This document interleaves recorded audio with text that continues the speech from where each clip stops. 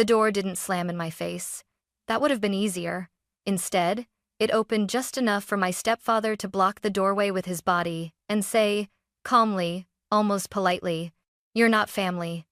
For a second, I smiled because that's what I've always done when something hurts too much to process. Then I saw my mom behind him. She wasn't shocked. She wasn't angry. She was smiling. Quietly. Comfortably. Like this was exactly how the evening was supposed to go. Over his shoulder, I watched her lift my place card off the table and slide my chair away. She handed my seat to my sister's boyfriend, someone who had known them for 6 months, while I'd spent my whole life trying to earn that spot. No one argued for me. No one even said my name. So I didn't fight. I didn't beg. I nodded, walked back to my car, and sent the message I'd been saving for months. 5 minutes later, half the table stood up and walked out. I learned early that in my family, love wasn't unconditional. It was measured. Measured by how quiet you were, by how agreeable you sounded, by whether you made things easy for everyone else. My name is Emma Carter, and for as long as I can remember, I was the daughter they tolerated, not the one they celebrated. My mom, Linda, had a sharp memory when it came to my mistakes. She could recall, in perfect detail, the time I forgot to thaw the chicken, the B I got in chemistry, the tone I used when I was tired after work. But when it came to my achievements, scholarships, extra shifts to help with bills, the weekends I spent babysitting so she could rest her memory suddenly failed her. "Oh, that was nothing," she'd say. "Any kid would have done that." Then there was my younger sister, Rachel. Rachel never had to earn affection. She walked into a room and people softened. She laughed, and my mom laughed louder. She cried, and the whole house rearranged itself around her feelings. Rachel was effortless. I was exhausting.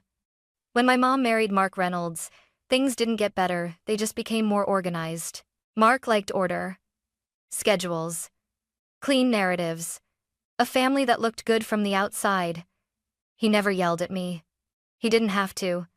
His disappointment lived in sighs, in raised eyebrows, in sentences that always ended the same way. "Emma, you're being difficult again. Emma, why can't you just let things go? Emma, it's a holiday. Don't ruin the mood." I learned how to shrink. How to smile when my chest felt tight. How to swallow words before they became drama. I told myself that if I just tried harder, loved quieter, needed less eventually, they'd see me. I didn't realize back then that the problem was never how much space I took up. It was that they had already decided how little I deserved. By the time Thanksgiving came around that year, I already knew better than to expect anything to change. I'd spent enough holidays sitting at the edge of conversations, enough dinners nodding through backhanded comments, enough birthdays blowing out candles. No one really watched me light. If I'm being honest, I had planned to stay home, order takeout, pretend the day didn't exist. Then Maya texted me. Maya was my cousin on my mom's side, the one person in that entire family who never treated me like an inconvenience. She didn't rush to fill silences or smooth things over. She noticed things, and when she asked how I was, she actually waited for the answer. "You're coming tomorrow," she wrote. "I saved you a seat." I stared at that message longer than I want to admit. Saved. You, a seat. No one had ever said that to me before. Not my mom, not Mark, not even Rachel. In my family, I usually showed up and figured out where to stand after everyone else had settled. I typed back, then erased it. Typed again. "What if they start something?" The reply came almost immediately. "Then we won't pretend it didn't happen." That was the thing about Maya. She didn't promise it would be easy. She just promised I wouldn't be alone.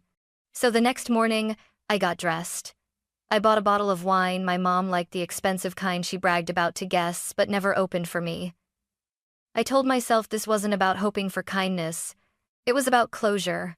About proving to myself that I'd tried one last time. As I drove toward my childhood home, my hands tightened around the steering wheel. I didn't know it yet, but this wasn't going to be another quiet disappointment. This was the day everything finally broke. The house looked exactly the same. Perfect, polished, and painfully familiar. The lawn was trimmed into neat lines. A plastic turkey was staked into the yard like some kind of cheerful warning sign. Through the open kitchen window, I could smell butter, garlic, and cinnamon drifting into the cold air, comforting scents tied to memories that had never really been mine. Every parking spot near the house was already taken. I parked 2 houses down, like I always did, and sat there for a moment with the engine running.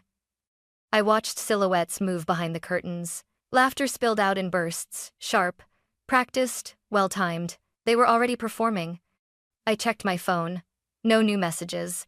Maya must have been busy helping inside. I told myself not to overthink it. I grabbed the wine, locked my car, and walked up the driveway, each step feeling heavier than the last. As I climbed the front porch, I caught my reflection in the glass door. I looked fine. Put together. Normal. For a second, I wondered why I still felt like a trespasser in the place I grew up. I reached for the doorknob. It turned, but the door didn't fully open. Instead, it stopped short, blocked by a familiar frame. Mark. He filled the doorway like he'd been waiting there. Hand braced against the door, body angled just enough to keep me outside. He didn't look surprised to see me. If anything, he looked relieved. "Emma," he said, lowering his voice, like we were sharing a secret. "This isn't a good time." I blinked. What? Behind him, I could see into the dining room. The table was set, plates arranged, name cards placed with careful symmetry. Everyone was already seated, laughing, talking, clinking glasses. There was one empty chair, my chair. Mark followed my gaze and shifted slightly, blocking my view again. He smiled, thin and tight. "Let's not do this today," he said. "You being here just changes the energy." I felt my stomach drop. "I haven't even walked in," I said. He shrugged, like that proved his point. Then, calm as if he were stating the weather, he said it. "You're not family." The words didn't land all at once. They sank in slowly, heavy and final, like a door locking from the inside. And that was when I saw my mom behind him standing at the table, watching everything unfold, smiling. For a moment, I thought I might have imagined it, the smile, but then my mom moved, and the truth sharpened into focus. She didn't rush toward the door. She didn't ask what was wrong. She didn't even look confused. She stood there, relaxed, one hand resting on the back of a chair, the other holding a folded place card. "My place card." "Mom?" I said. My voice came out smaller than I meant it to. "What's going on?" She glanced at me the way you glance at a cashier who's taking too long, impatient, slightly annoyed. "Emma," she said softly, "don't make this harder than it needs to be." "Harder?" Mark tilted his head, satisfied. "See? This is exactly what I meant." I ignored him. I stepped forward, but he didn't move. The door stayed half open, like a wound that refused to close. "Linda," I said, louder now, "why are you giving my seat away?" She sighed, slow and deliberate, like I was the one embarrassing her. Then she turned, reached across the table, and slid the chair out. "Kyle, sweetheart," she said brightly, "why don't you sit here?" Kyle, my sister's boyfriend, looked up, startled. "Oh, are you sure?" Rachel laughed, quick and light. "Yeah, Mom, that's fine." "Fine." Kyle hesitated, glanced toward the door, then back at the chair. He smiled awkwardly and sat down. The sound of the chair scraping against the floor hit me harder than Mark's words ever could. "That was my seat," I said. Mom finally looked directly at me. Her smile didn't fade, it tightened. "You don't need to be so dramatic," she said. "You weren't going to stay long anyway." I felt something crack in my chest. "Did you plan this?" I asked. No one answered.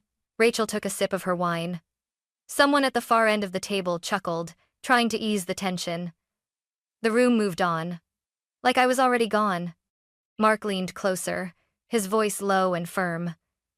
"Go home, Emma. Don't ruin Thanksgiving." I waited. For anger, for tears, for the familiar urge to plead. None of it came. Instead, I nodded. "Okay," I said. Mark blinked, surprised.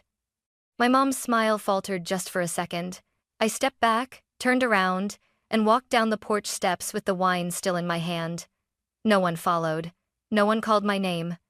As I reached my car, my hands began to shake, not with rage, but with something colder. Because standing there, keys digging into my palm, I realized something they didn't know yet. I hadn't come unprepared, and I wasn't leaving empty-handed. I sat in my car with the engine off, the bottle of wine resting untouched on the passenger seat. My reflection stared back at me in the dark windshield, eyes glassy. Jaw set too tight, but beneath the shock, something else was settling in. Clarity. I wasn't confused anymore. I wasn't wondering if I'd misunderstood, or if I'd been too sensitive. What happened at that door was intentional. Clean. Rehearsed. And I'd been preparing for it longer than they realized. I unlocked my phone and opened a conversation I'd created months ago, back on a night when Rachel laughed and said, "Emma always makes herself the victim. I have not to get it." My mom had nodded. Mark had added, "She thrives on attention." That was the night I stopped arguing and started collecting. Screenshots of texts sent about me instead of to me. Voice memos where my mom joked that I was too much work. A short video of Mark saying, "If Emma doesn't like how things are, she can leave." Another recording my birthday last year when everyone talked over me like I wasn't sitting right there. I hadn't gathered it out of spite. I did it because every time I tried to explain how they treated me, the story somehow flipped. I became dramatic, unstable, unreliable. Receipts don't gaslight you. I'd narrowed the list carefully. 7 people. Not the loudest, not the cruelest. The ones who still had a conscience. Maya, Aunt Denise, Grandma Helen, Cousin Tyler, Cousin Brooke, Mrs. Collins, and yes, Kyle. I typed one sentence. No emotion, no explanation. I'm done staying quiet. If you're at that table right now, you deserve to know the truth. I attached the file. 5 minutes long. Edited only for clarity, timestamps included. Silence left intact. My thumb hovered over send. For a split second, I thought about turning the car around. Walking back. Apologizing for something I didn't do. Then I pictured my mom smiling as she gave my seat away. I pressed send. The message delivered instantly. I leaned back against the headrest, heart pounding not with fear, but with a strange, unfamiliar calm. Whatever happened next, the truth was no longer just mine to carry. I didn't drive away. I don't know why, maybe curiosity, maybe exhaustion, but I stayed parked there, 2 houses down, watching the front of the house through my windshield like it was a stage. At first, nothing happened. My phone buzzed once. Then again, a text from Maya flashed across the screen. "Maya, Emma, what did you just send?" I exhaled slowly but didn't reply. Then the front door flew open. Not gently, not politely. It burst open like someone had shoved it with both hands. Maya stepped out first. She didn't look confused. She didn't look hesitant. She looked angry, the kind of angry that burns clean and bright. She walked straight down the steps, phone pressed to her ear, pacing the sidewalk like she was holding herself back from screaming. Behind her came Grandma Helen. She moved slower, but her posture was rigid, jaw set tight. I'd never seen my grandmother walk away from a family table before. Not once. She paused at the bottom of the steps, turned back toward the house, and said something I couldn't hear, but whatever it was made her shake her head in disgust. Then Mrs. Collins followed, clutching her purse to her chest. "Oh my God," she muttered aloud, even from this distance. "Oh my God." My heart started to race. My phone rang. Maya this time. I answered. "Emma," she said, not even saying hello. Her voice was breathless. "How long have you had those recordings?" "Long enough," I said. There was shouting in the background. I could hear Mark's voice, sharp, raised, panicked. "He's losing it," Maya said. "Mark just yelled that you're sick, that you manipulated everything." I laughed once. Hollow. "Of course he did." "And your mom." Maya stopped, then continued more quietly. "Your mom tried to smile through it. She literally said, 'This is being taken out of context,' while her own voice was playing. And it was in very from. I closed my eyes. Another figure appeared at the door. Cousin Tyler. He came out fast, ripping his napkin off his neck and throwing it onto the porch like it burned him. "I'm not staying for this," I heard him snap. "Not after that." Rachel's voice followed him, high and frantic. "Tyler, wait, Emma always twists things." Maya scoffed into the phone. "She just said you twist things." While the clip of her calling you a burden was still playing, I swallowed hard. Then I saw Kyle. He stood frozen in the doorway, half in, half out, like he couldn't decide which side he belonged to. He looked back into the house, then down at the chair he was sitting in just minutes ago, my chair now abandoned. "What's wrong?" I heard him ask. Why did you give me her seat? Silence. Even from here, I could feel it, the kind of silence that sucks all the air out of a room. Mark barked something I couldn't make out, but Kyle shook his head. I don't think I can be part of this, he said, loud enough for everyone to hear. That was when the table truly collapsed. People started leaving in pairs, then individually. Some angry, some stunned, some crying. No one was laughing anymore. No one was clinking glasses. Maya lowered her voice. Emma. Half the table just walked out. I stared at the house, the lights still on, the decorations still perfect, the image still trying to hold itself together, but the illusion was gone. For the first time in my life, I wasn't standing outside wondering why I didn't belong. I was watching them realize they couldn't hide it anymore. And somehow, in the quiet of my car, I felt lighter than I had in years. Maya got into my car like someone stepping out of a burning building. She slammed the door, locked it out of instinct, then just sat there for a second, breathing hard.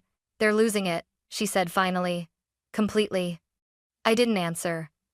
I was still staring at the house, the lights glowing warmly, the curtains drawn, pretending nothing had changed.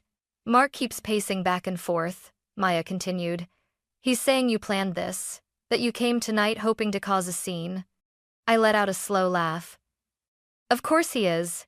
He told everyone you've been unstable for years, she added, that you record people because you have issues. And did anyone ask why I felt the need to? I asked. Maya shook her head. No, that part makes him uncomfortable. My phone buzzed again. Then again, I glanced down. Mom again, Rachel, Mark. I turned the screen face down.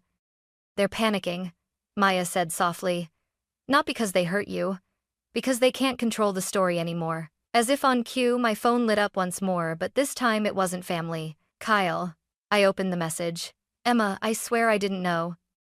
Your mom handed me your seat like it was nothing. I asked why, and no one answered me. I don't think I can stay here. I stared at the words. Not angry. Not satisfied. Just tired. He finally sees it, Maya said after reading over my shoulder. Seeing it isn't the same as stopping it, I replied. But it's a start. Then my phone rang again. A number I hadn't saved, but I knew it instantly. My father.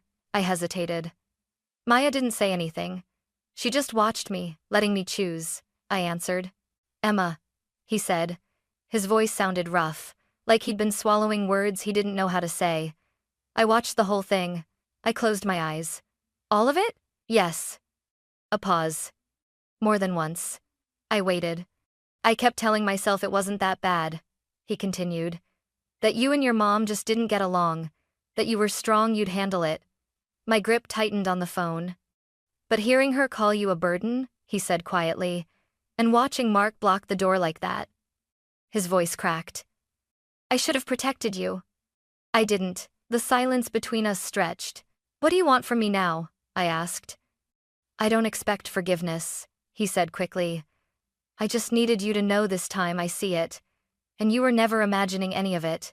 That was the moment my chest finally gave in. Not with sobs. With something heavier. Grief for a childhood where someone should have spoken up sooner. After I hung up, Maya reached across the console and squeezed my hand. That mattered, she said. It did, I admitted. But it doesn't erase today. My phone buzzed again. This time, a long message from my mom. I opened it. I don't understand why you would do this to us. We were trying to keep the peace. You embarrassed the family in front of everyone. This could have been handled privately. I read it slowly, carefully. Not once did she say sorry. Not once did she ask if I was okay. Not once did she mention the door, or the seat, or the smile. I typed back one sentence. You didn't want peace. You wanted my silence. I sent it. The phone went quiet. And for the first time that night, I felt something solid settle inside me, not anger, not revenge, finality. They could spin it, deny it, rewrite it, but they could never unsee what everyone else had just seen, and neither could I. I didn't go back to that house. I didn't circle the block. I didn't sit there hoping someone would run after me, breathless and apologetic, calling my name like it mattered. I already knew how that story went. Someone would ask me to talk, to be reasonable, to understand how hard this was for everyone else. Hard for them always meant silent for me. so I drove home. The apartment lights flickered on as I unlocked the door, revealing the small, imperfect space that had quietly become mine over the years. The couch I bought secondhand. The chipped mug I always used because no one else claimed it. The stack of books on the coffee table that I actually read instead of displaying for guests. No one here needed me to be smaller. Maya followed me inside and kicked off her shoes without asking. She didn't fill the silence with jokes or platitudes. She just sat down beside me on the floor, back against the couch, like she knew that tonight wasn't about fixing anything. It was about letting it be broken. For a long time, we didn't talk. We ate instant noodles straight from the pot, steam fogging the air, the sound of forks clinking soft and unceremonious. Outside, cars passed. Somewhere, families laughed. Somewhere else, someone was crying into a bathroom towel. Life went on. You know, Maya said finally, staring into her mug. People always think the worst part is being told you're not family. I didn't answer. My throat was tight. But that wasn't it, she continued. The worst part was your mom smiling. I closed my eyes. That smile replayed itself again and again, the ease of it, the comfort. The way she'd handed my seat away like it was nothing more than a fork placed in the wrong setting. I spent years thinking if I just explained myself better, I said quietly. If I didn't sound so emotional, if I didn't react so much, that eventually she'd hear me. Maya shook her head. She heard you. She just decided you were inconvenient. That truth hurt, but not in the way it used to. It didn't feel like a fresh wound. It felt like pressure being released from something that had been infected for years. Over the next few days, the fallout rolled in like distant thunder. Texts from relatives who suddenly didn't want to pick sides. Messages from people who said they were shocked, then followed it up with reasons I should have been more patient. A few apologies that felt sincere, and many that felt like they were written to clear a conscience rather than repair harm. My mom didn't apologize. She sent paragraphs about betrayal, about embarrassment, about how families shouldn't air private matters. She never once mentioned the door, or the chair, or the way she looked at me while it happened. That told me everything I needed to know. Mark sent one message. Just one. You went too far. I stared at it for a long time before deleting it without responding. For the first time in my life, I didn't feel the urge to defend myself. Rachel unfriended me, then blocked me. Then, 2 days later, sent a message asking if I could talk like adults. I didn't reply. Not because I hated her, but because I finally understood something crucial. Closure doesn't come from conversations with people who benefit from misunderstanding you. It comes from choosing yourself anyway. The strangest part was the quiet.